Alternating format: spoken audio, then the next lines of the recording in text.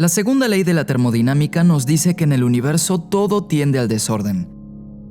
Y en sistemas complejos, el caos es la norma. Así que, naturalmente, es de esperarse que el universo sea desordenado. Pero aún así podemos ver ocasiones de orden espontáneo.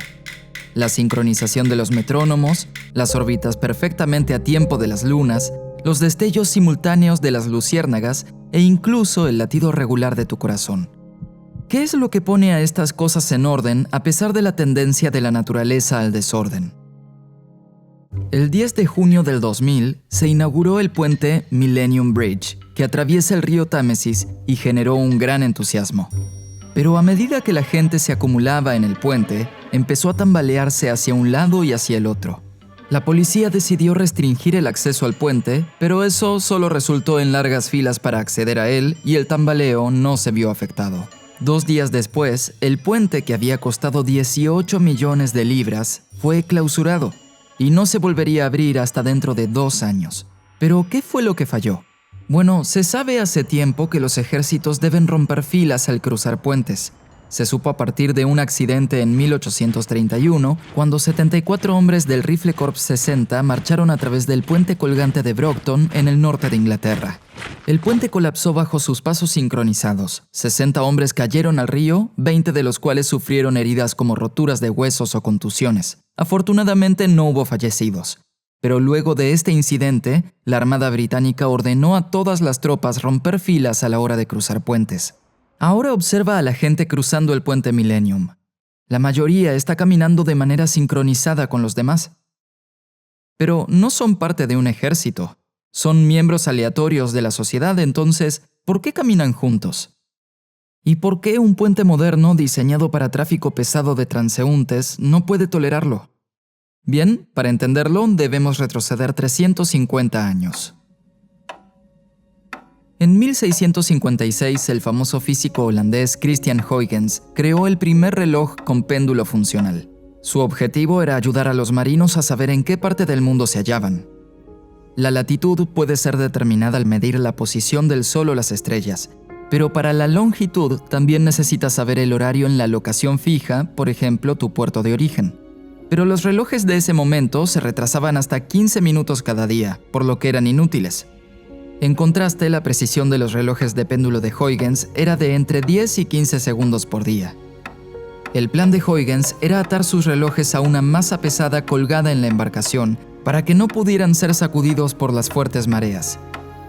Su plan requería de 2 relojes en caso de que uno se detuviera o se dañara. Pero al probar este mecanismo, estando enfermo en su casa en febrero de 1665, descubrió algo revelador. 2 de sus relojes colgaban de una vara de madera cruzada sobre 2 sillas. Observando cómo los péndulos oscilaban durante horas, descubrió que luego de la primera media hora se sincronizaron de forma espontánea. Cuando un reloj oscilaba hacia un lado, el restante oscilaba hacia el lado opuesto. Cuando uno hacía tic, el otro hacía toc. Así que intentó romper esa sincronización. Los configuró de modo desincronizado, pero una vez más, luego de cerca de media hora, volvieron a su dinámica sincronizada.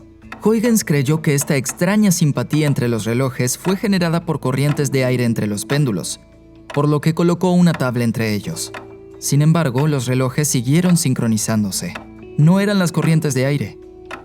Al separar los relojes, la sincronización desaparecía y sus tiempos se distanciaban. Pero al volver a acercarlos, la sincronización regresaba. Huygens se dio cuenta de que los relojes estaban sincronizándose porque estaban colgados de la misma vara de madera.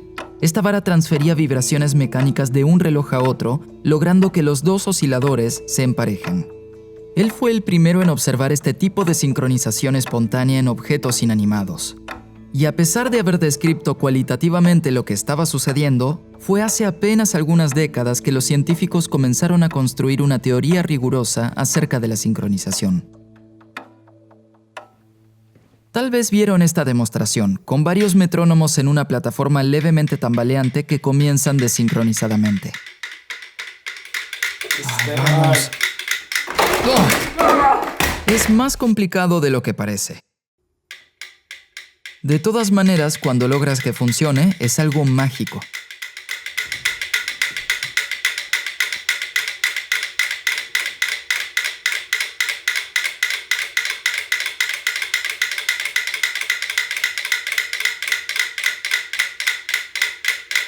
Estos metrónomos no tienen exactamente la misma frecuencia natural y aún así suenan a tiempo entre ellos.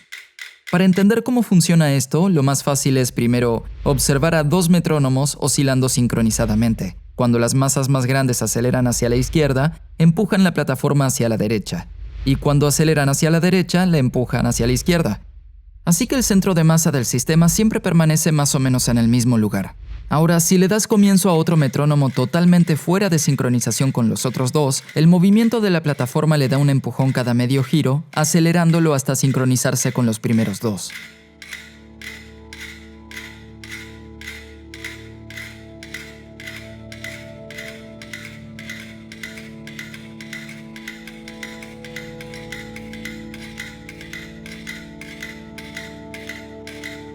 Esto funciona sin importar el número de metrónomos que se usen. La plataforma se mueve hacia donde la mayoría de los metrónomos la empujen. Podemos representar la posición del péndulo de un metrónomo o de cualquier otro oscilador como un punto en un círculo. Esto nos muestra su fase, es decir, en qué parte del ciclo se halla. Podríamos llamar 0 grados al punto más a la derecha del círculo y el punto más a la izquierda serían 180 grados. Mientras el péndulo oscila, el punto gira alrededor del círculo. Mientras más alta la frecuencia del oscilador, más rápido el punto recorrerá el círculo. Esto representa entonces a dos metrónomos con dos frecuencias distintas. Y esto representa a dos metrónomos con la misma frecuencia pero completamente desfasados. Cuando los metrónomos están en fase y sincronizados, los puntos se mueven alrededor del círculo juntos. Podemos utilizar esta ilustración para mostrar un modelo matemático del comportamiento sincronizado. Es llamado el modelo de Kuramoto.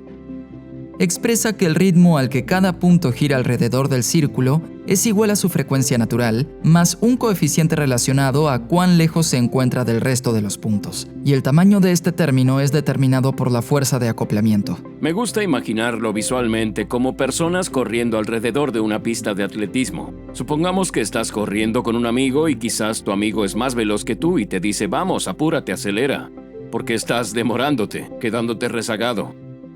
Si tienes suficiente fuerza y lo intentas, y si tu amigo es gentil y desacelera, entonces el acoplamiento entre ustedes es lo suficientemente fuerte como para superar esa diferencia inherente entre sus velocidades naturales. Pero si no son buenos amigos, o si no logras moverte a mayor velocidad, el acoplamiento entre ustedes no será lo suficientemente fuerte para superar esa diferencia y uno comenzará a superar en vueltas al otro. Las luciérnagas del sudeste asiático son, aparentemente, lo suficientemente amigas ya que sincronizan sus destellos. A pesar de que cada una posee una frecuencia propia en sus destellos, se acoplan entre ellas de manera tan clara que cientos e incluso miles de ellas pueden destellar juntas en la misma fracción de segundo. Hay una gran simulación de esto hecha por Nicky Case. Comienzas con luciérnagas individuales destellando a su ritmo, y luego puedes encender la interacción entre ellas. En el modelo de Kuramoto, esto significaría que cada una de las luciérnagas tiene efecto en todo el resto. Pero en esta simulación, una luciérnaga solo se ve afectada por sus vecinas. Si ve un destello cercano, mueve levemente su reloj interno hacia adelante, y así destella antes de lo que lo hubiera hecho normalmente. Lo llamativo de todo esto es que, a pesar de que las interacciones son pequeñas y de corto rango, luego de un tiempo comienzas a observar oleadas que viajan a través de todas las luciérnagas, y eventualmente todas destellan al mismo tiempo. Puedes pensar que si incrementas el acoplamiento gradualmente obtendrás un sistema más y más sincronizado. Eso no es lo que sucede. Al igual que el agua no se congela gradualmente mientras bajas la temperatura. Es agua mientras bajas la temperatura y luego a una temperatura crítica las moléculas comienzan a cambiar su estado y convertirse en sólidas en lugar de líquidas. Y esta es una versión temporal más que espacial de esta misma situación. Es como si fijaran sus fases en el tiempo una vez que pasan cierto nivel de acoplamiento y en ese punto, esta suerte de cristalización en el tiempo es el fenómeno llamado sincronización. Esta es una audiencia en Budapest aplaudiendo luego de un espectáculo, pero lo que pasa después es completamente espontáneo. No están recibiendo instrucciones de nadie. Intenta observar la transición de fases.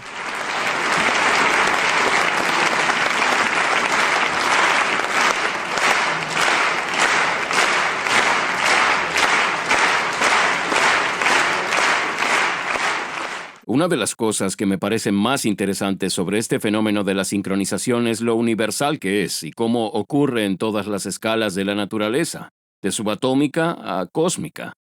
Usa todos los canales de comunicación creados alguna vez por la naturaleza, desde interacciones gravitacionales, interacciones eléctricas, químicas, mecánicas, todas. Cualquier forma en la que dos objetos puedan influenciarse entre sí es usada por la naturaleza para la sincronización. Considera, por ejemplo, nuestra luna. Solo vemos una de sus caras, ya que rota sobre su eje exactamente una vez por cada vuelta alrededor de la Tierra. A esto lo llamamos acoplamiento de marea. Y es un efecto común. En nuestro sistema solar existen 34 lunas que se hallan acopladas de esta forma a sus planetas. La manera en la que se produce es algo así. Una luna comienza con su propia frecuencia rotacional, pero la atracción gravitacional es mayor del lado más cercano al planeta, así que deforma a la luna dándole forma de huevo, que aquí está claramente exagerada. Mientras que la luna continúa orbitando y girando sobre su eje, sus protuberancias se deslizan por fuera de la alineación con el planeta. Entonces la fuerza gravitacional sobre ellos está constantemente atrayéndolos de vuelta a la alineación. Esto ralentiza la velocidad de la luna hasta que queda acoplada al planeta. Si inicialmente la luna está rotando demasiado lento, este mismo mecanismo puede acelerarla hasta que se acople. Hay diversos tipos de fenómenos de sincronización igual de hermosos en nuestro sistema solar. Las tres lunas más cercanas a Júpiter, Io, Europa y Ganímedes, no solo tienen un acoplamiento de marea con el planeta, sino que están en una relación de resonancia orbital de 1 a 4 entre ellas. Por cada vez que Ganímedes orbita alrededor de Júpiter, Europa orbita 2 veces e Io 4 veces. En la década de 1950, científicos rusos comenzaron a buscar una reacción química que oscilara, como una analogía química de un péndulo. ¿Se podría obtener algo que oscilara hacia un lado y hacia otro, por ejemplo, entre azul y naranja una y otra vez? Inocentemente podrías decir que eso es imposible, ya que los principios de la termodinámica dicen que los sistemas cerrados con el tiempo solo incrementan su entropía, que solo se llegará a un equilibrio. Pero no hay ningún principio de la química ni de la termodinámica que diga que tienes que ir monótonamente a ese equilibrio. Tienes permitida una oscilación que vaya aproximándose hasta llegar al equilibrio. Esto es exactamente lo que Boris Belousov y luego Anatol Zhabotinsky descubrieron. Por eso esta reacción se conoce como reacción Belousov-Zhabotinsky o BZ. La he acelerado porque puede continuar por más de media hora oscilando entre estos colores. Es mayor el tiempo que pasa de color naranja, por lo que he acelerado esas partes un poco más. Es espectacular y hasta sorpresivo ver una reacción química que logre estos cambios periódicos en color. Son químicos actuando como un reloj de péndulo. La reacción batida tiene la ventaja de que tomas noción de la colectividad de, no lo sé, cuatrillones de moléculas. El equivalente al número de Avogadro de moléculas, todas haciendo lo mismo al mismo tiempo. Por otro lado, si la haces sin batir, es decir, si generas la reacción BZ en una placa de Petri, podrás ver algo que yo considero aún más fabuloso, que es el hecho de que se crearán oleadas en espiral de color o patrones circulares de colores que se expanden a través del líquido. Quizás deba remarcar que el líquido no está moviéndose en sí mismo, no es como ver ondas en un estanque. Lo que no está quieto son las concentraciones químicas. Puedes observar estas oleadas azules en la reacción BZ, que son oleadas químicas, no oleadas de agua. Y eso se propaga y se mueven a una velocidad constante, o pueden verse como espirales que crecen y crecen al girar. Lo que es muy impresionante de esto es que el mismo fenómeno es visto en el corazón. Puedes ver oleadas en espiral de exaltación eléctrica en un corazón que se ven exactamente como las oleadas en espiral de las oscilaciones químicas, como las oleadas químicas en la reacción BZ. Este tipo de cosas inspiraron a mi mentor, Art Winfrey, que utilizó las oleadas de reacción química para ampliar su visión sobre las arritmias cardíacas. Quizás hayas escuchado que la arritmia más peligrosa del tipo que puede matarte en cuestión de minutos es la arritmia ventricular, específicamente la fibrilación ventricular. El trabajo de Winfrey al ver estas espirales rotativas en los corazones y también en la química Lo llevó a crear una teoría acerca de qué es lo que causa realmente la fibrilación ventricular y también acerca de cómo podríamos diseñar, por ejemplo, mejores desfibriladores. Ese podría ser un buen resultado de la creación de esta teoría. La falta de sincronización en un corazón con fibrilación causa que la sangre no sea bombeada y luego sobreviene la muerte súbita. Entonces, la poca sincronización es obviamente un problema. Pero demasiada sincronización también puede generar inconvenientes. ¿Recuerdas el puente Millennium tambaleante? Todo se debió aparentemente a algo llamado sincronía de la multitud. ¿Fue la multitud caminando a ritmo lo que causó que oscilara el puente? En verdad, fue casi lo contrario. El puente Millennium fue diseñado para verse como lazos de luz, por lo que su construcción es única. A diferencia de un puente colgante tradicional, los cables que lo soportan recorren sus lados en tensión, como las cuerdas de una guitarra. En la literatura de la ingeniería civil, todos los diseñadores saben que no debes construir un puente para transeúntes con una frecuencia de resonancia igual a la de la caminata humana. Nosotros caminamos a unos 2 pasos por segundo, uno con el pie izquierdo y otro con el derecho. Por eso, toda persona que estudia ingeniería civil sabe que si la gente va a caminar sobre el puente, este no debe tener una frecuencia de resonancia en dirección vertical de 2 Hz. Todos saben eso, incluyendo a las personas que construyeron el puente Millennium. Pero lo que no sabían y lo que se supo ese día es que la mitad de la frecuencia también es importante. La frecuencia de un ciclo por segundo es la frecuencia con la que, digamos, apoyas tu pie izquierdo. La mitad del tiempo estás utilizando tu pie izquierdo. ¿Por qué importa eso? Porque cuando estás caminando por el puente, apoyas tu pie izquierdo, aplicas una pequeña presión hacia un lado. Normalmente eso no importaría, ya que cada persona camina a su propio ritmo, no están sincronizados. Por lo que la fuerza hacia un lado y otro es como una 10ª parte de la fuerza que generan hacia abajo. Sería insignificante, no le haría nada al puente. Pero sucede que si el puente tiene una frecuencia hacia los lados de un ciclo por segundo como tenía el Millennium, la gente puede efectivamente hacer que el puente comience a moverse un poco. Luego de que el puente fuera clausurado, los ingenieros convocaron a sus colegas para que caminaran sobre él, incrementando la cantidad mientras medían su aceleración. Con 50 personas en el puente había muy poco movimiento. Con 100, las vibraciones apenas habían aumentado. Con 156, aún no había tambaleo. Pero solo con 10 personas más, con 166, la aceleración creció drásticamente. El puente oscilaba, justo como había sucedido en su inauguración. El sistema había atravesado una transición de fase. Si la gente puede hacer que el puente se mueva, resulta que a nadie le gusta caminar sobre plataformas que se tambalean hacia los lados. Lo sabrás si alguna vez has estado en un tren a mucha velocidad o si te has puesto de pie sobre un bote que oscila hacia los costados. La gente tiende a abrir las piernas para tratar de estabilizarse y lo que acaban haciendo es caminar al ritmo con el movimiento hacia los costados del puente. Puedes ver grabaciones de la BBC donde se ve eso. Es extraordinario y muy loco. Así que no fue la gente caminando sincronizadamente la que causó que el puente se tambaleara. El puente tambaleante generó que la gente camine sincronizadamente. Así que mientras la gente se unía al ritmo del movimiento del puente caminando como pingüinos, acabaron involuntariamente brindándole más energía al puente, empeorando este movimiento. Y esta es la retroalimentación positiva que se genera entre el movimiento de la gente que causa que el puente se mueva más, que causa que más gente se sincronice con el movimiento y aporte más al tambaleo. Una vez que el problema fue identificado, pudieron resolverlo al disminuir la fuerza de acoplamiento. Instalaron amortiguadores que disipan la energía a lo largo de todo el puente. Causó una tremenda vergüenza y la reparación del puente costó varios millones de libras.